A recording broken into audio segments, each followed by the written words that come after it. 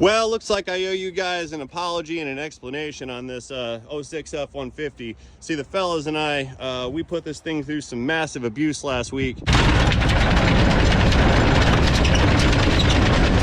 And we utterly destroyed it. Now, you guys said this thing was a waste, and I shouldn't have done that, and we should have fixed it, but the issue was the engine came in dead on arrival. It had spun bearings. It wasn't really worth fixing. The thing's not in great shape. It's real high mileage, has all kind of problems. So we made the most out of it. We had a good time.